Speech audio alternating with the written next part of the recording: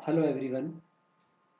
UV IR અને NMR સ્પેક્ટ્રોસ્કોપીના combined problems એના 4 જુદા જુદા પ્રોબ્લેમ્સ આપણે ડિસ્કસ કરેલા છે. વધુ એક દાખલો જોઈએ.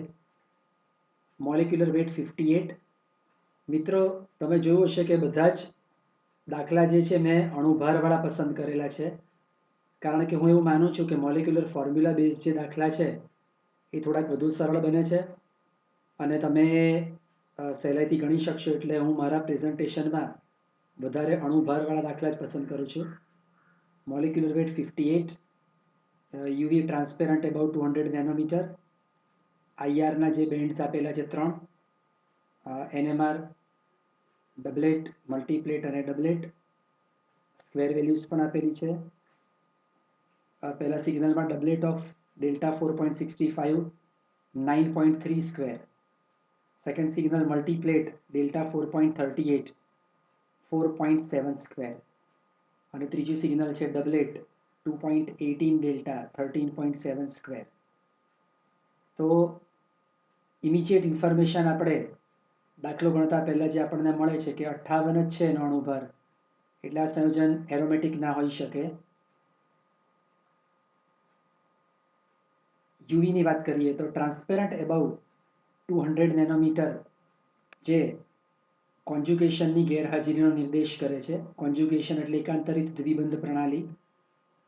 આઈઆરની વાત કરીએ 3005, એ તમે જો સ્પેક્ટ્રલ ડેટા જોશો તો એરોમેટિક સ્ટ્રેચિંગમાં આ કિંમત આપેલી છે, અને બીજી એના નજીકની કિંમત મળે છે એ આલ્કિન સ્ટ્રેચિંગ છે.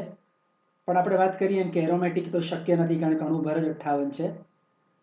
ક્યારેક એવું બને છે કે આઈઆરનો જે ડેટા હોય ઘણીવાર મિસલીડિંગ ક્યારેક હોય છે, પણ એવા સંજોગોમાં આપણે પ્રેક્ટિકલ બની અને બીજા બધા પણ જે ડેટા આપણને અંદર આપેલા હોય એ પ્રમાણે આપણે અનુસરવાનું.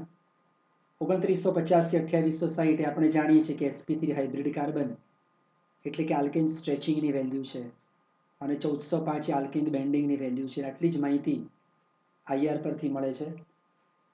હવે વાત કરીએ એનએમઆરની, તો સ્ક્વેર વેલ્યુ આપી છે એટલે પ્રોટોનનો રેશિયો શોધવા ત્રણેય સિગ્નલમાં જે સૌથી નાની કિંમત છે 4.7 સ્ક્વેર, એના આપણે ત્રણેય કિંમતને ભાગીએ તો લગભગ 2H, 1H અને 3H એવો આપણને રેશિયો મળે છે.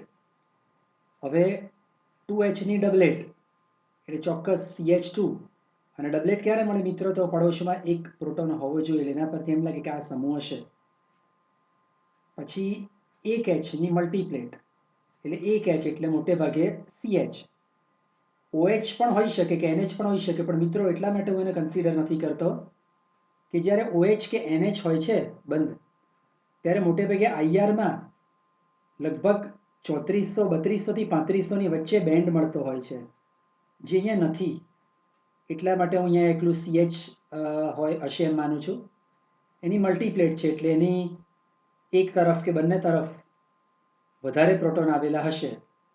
અને ત્રીજું સિગ્નલ છે જેમાં 3Hનું છે, તો એની ડબલેટ છે એટલે ચોક્કસ CH3 સમૂહ એટલે 3H થઈ ગયા. અને ડબલેટ કેમ મળે છે? તો કે એની પડોશમાં આ એક CH એક પ્રોટોન આવેલો હશે. હવે આ ત્રણેય પરથી આપણે એમ કહી શકીએ કે વચમાં CH, કારણ કે તમે જુઓ કે પહેલા અને છેલ્લા સિગ્નલમાં એની બાજુમાં CH છે, કારણ કે બંનેની ડબલેટ છે, અને આ CHની મલ્ટીપ્લેટ છે, એટલે લગભગ આવું CH3 CH CH2 આવું સમૂહ હોવું જોઈએ. એમાં તમે જુઓ પહેલું સિગ્નલ છે 2Hની ડબલેટ, તો એ અહીંયા થયું 2Hની એક પ્રોટોન એટલે ડબલેટ. પછી છેલ્લું સિગ્નલ છે C, એમાં 3Hની ડબલેટ, તે આ હશે 3H અને એની બાજુમાં એક પ્રોટોન એટલે ડબલેટ. અને આ એક H છે, એની બંને તરફ 2 ને 3 5 એટલે લગભગ એની મલ્ટીપ્લેટ, એટલે મોટે ભાગે કદાચ આ સમૂહ હશે. હવે એમનો જે ભાર છે 15 ને 13 ને 14, ટોટલ 42, એ આપણે બાદ કરીએ 58માંથી આપેલા અણુભારમાંથી, તો 16 વધે છે. તો 16ના કયા કયા ઓપ્શન છે? એક ઓક્સિજન છે અને બીજો એમિનો સમૂહ છે. તો આ પહેલાં પણ મેં કહેલું છે કે આપણે સિગ્નલ જ 3 છે, તો પ્રોટોનવાળો કોઈ પણ સમૂહ આપણે એમાં ઉમેરી ના શકીએ, એટલે સ્વાભાવિક છે કે આપણે ઓક્સિજન જ ઉમેરવો પડે.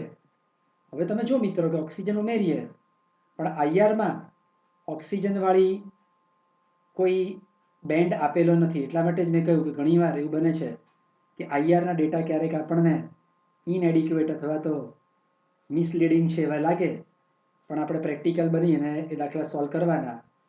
તો ક્યાં આગળ આપણે ઓક્સિજનને ગોઠવીશું? તો તમે જુઓ કે અહીંયા આગળ CH2 એકલો ઓક્સિજન તો એની સાથે કંઈ જોડી નહીં દેવાય, એટલે CH2 છે ને અહીંયા પણ કાર્બનની એક વેલેન્સી ખૂટે છે, કારણ કે 3 જ વેલેન્સીસ છે. તો ચોક્કસ આ સ્ટ્રક્ચર એ આ પ્રમાણેનું સાયક્લિક સ્ટ્રક્ચર હશે.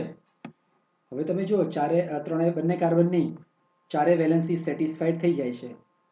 તો આ રીતનું એ સાયક્લિક ઇથર કહેવાય આને. એને ક્યારેક ઇપોક્સાઇડ પણ કહેવામાં આવે છે. એનું નામ શું થશે? તો પ્રોપિલિન ઓક્સાઇડ. 2 કાર્બન હોય તો ઇથિલિન ઓક્સાઇડ. તો આ પણ થોડોક ટ્રિકી એક્ઝામ્પલ છે અને ડેટા પણ થોડા મિસલીડિંગ છે, કારણ કે ઓક્સિજન ગ્રુપનું જે છે એ આઈઆરમાં કોઈ બેન્ડ આપેલા નથી. તો આ રીતે આપેલ દાખલાનો જે સ્ટ્રક્ચર છે પ્રોપિલિન ઓક્સાઇડ એ છે.